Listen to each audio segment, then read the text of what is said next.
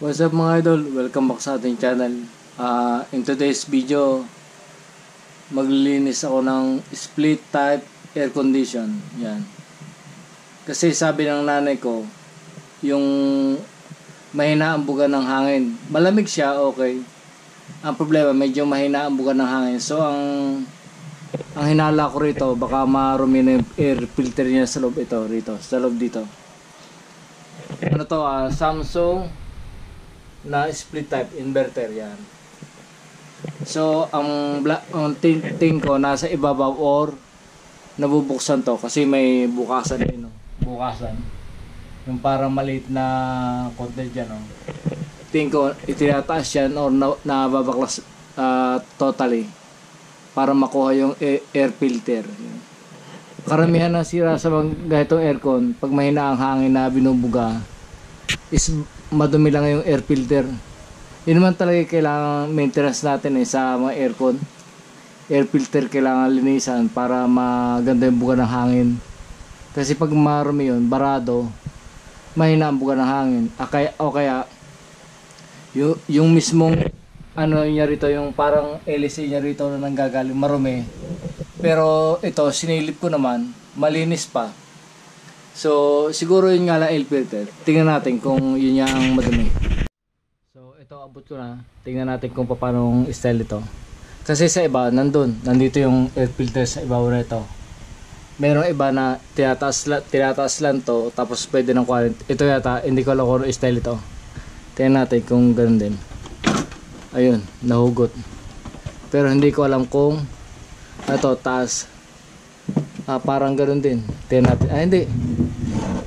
Buong natatanggal to. Ayan o, buong natatanggal. So ito yung air filter yan. Grabe ang alikabok. Barato talaga. So tingnan natin kung pag nalinis to, medyo lumakas yung buga ng hangin. Kasi mabagal ang buga ng hangin, mahina. Tingnan natin kung ito ang ano niya, ang problema niya. Tapos dito naman sa loob, malinis pa naman, ayan o, malinis pa. Walang dumi. Walang dumi yung condenser. Dito, condenser yata tawag na dyan. Parang ganun.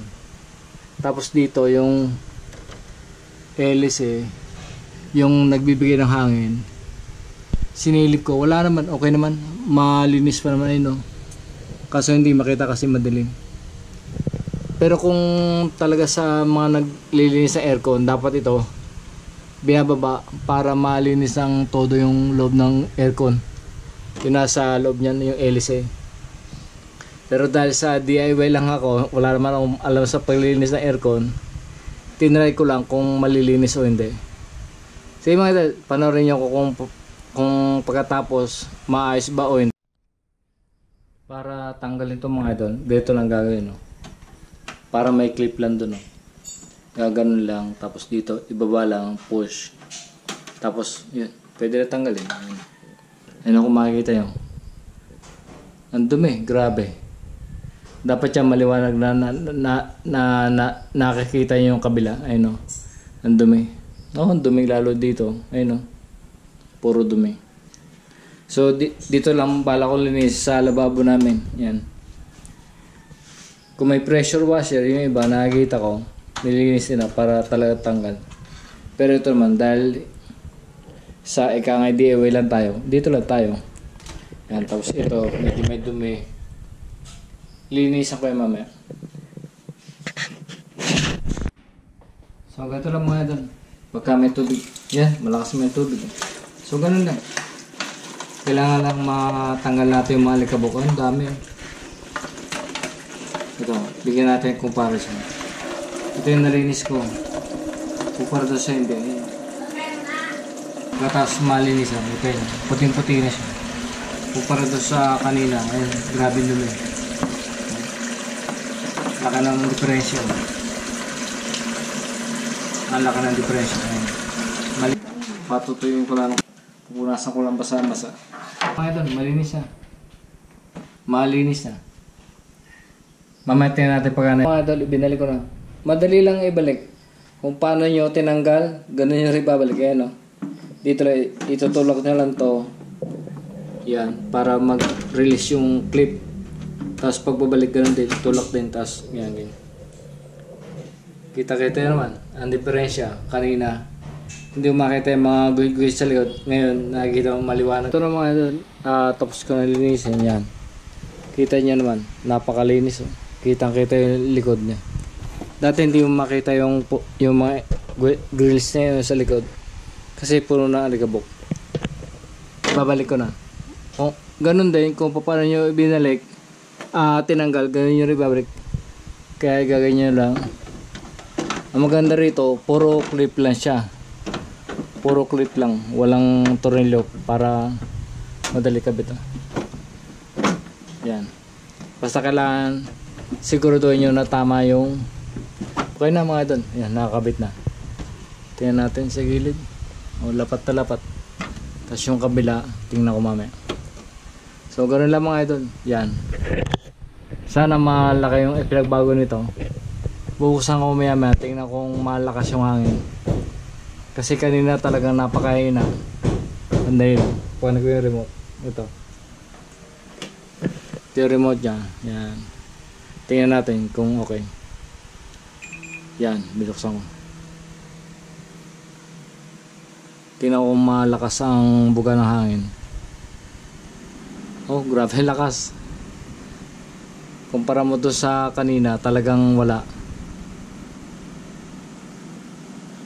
Tigil yung swing niya. Yan. Lakas. Yan, ganyan. Dapat yan may space talaga. Para yung lamig ng aircon naikot sa buong kwarto. Hinihigop uli niya, malamig. Tapos buka niya, mas malamig. Ayan o. Basa kasi yung tissue eh. Ayan o. Kitang kita. Dati, hindi mala nagalaw yan. Kala mo kung ano lang. Ay, ang pan ito, nakaset pa sa pinakamababa. Baba ang set niya. So, ganoon lang mga idol. Kung kayo may aircon sa bahay nyo na may split type, kahit hindi split type, kahit window type, palagi nyo checkin kung malinis pa yung filter niya. Kasi isang dahilan nyo para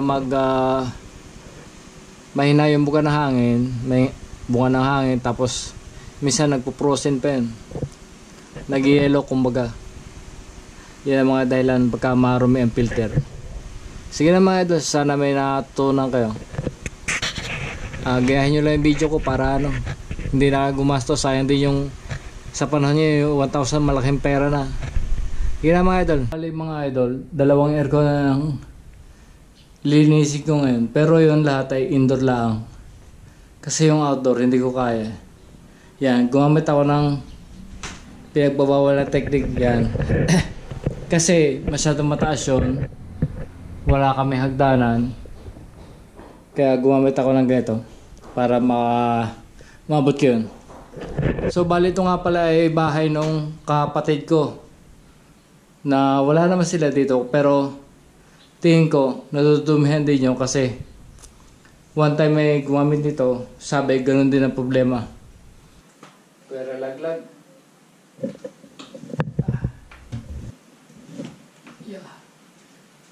Takot. Style para to mga dad, ibang model. Pero Samsung din to. Kaso ito 1.5 horsepower.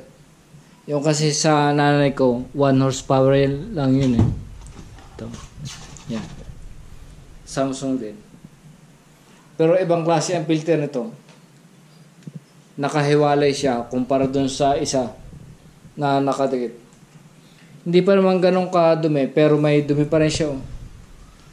May alikabok pa rin. Ayan, oh. May alikabok pa rin. Ayan. May alikabok pa rin. Ayan. Babalik na rin ko mamaya. Kasi pagka ganito, yung dumi, papasok siya eh. Dapat baliktad. Yan. Dapat pa ganyan. Para yung tubig, yung dumi, itatapon niya pa labas. Yan. Ayun o. Nakikita yung dumi. Binalik natin yung filter para yung dumi itulak niya palabas ulit. Yan. Ito yung dumi niya. Dami dumi. Yan. Para mas maganda sana kung mas malakas ang pressure. Kasi ito, nasa second floor ako, kaya yung pressure medyo mahina. Medyo mahina. Pero okay naman. Adol, pagkatapos ko malinis, yan. Napakalinis. Sana lumakas yung buga na hangin. Sigurado, lalakas yung buga na hangin ito. Babalik ko na mga idol. Hagdan.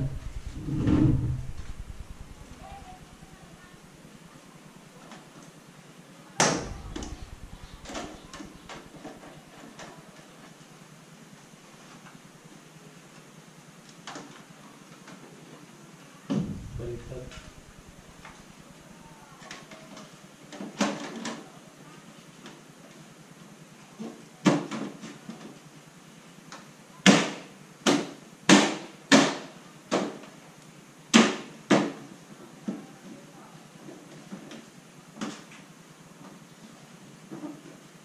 Mga idol, balik ko na lahat, yung filter at yung cover niya. Tingnan natin kung malakas yung hangin. Ang dami yung buga na hangin niya. Kanina kasi hindi. Lakas ang buga na hangin niya. Kumpara kanina, talagang napakahina. So ganoon lang mga idol, pagka may ganoon din ang problema ng AC nyo, ganoon lang gawin nyo. Yan. Baka sakaling makatulong. Salamat mga idol.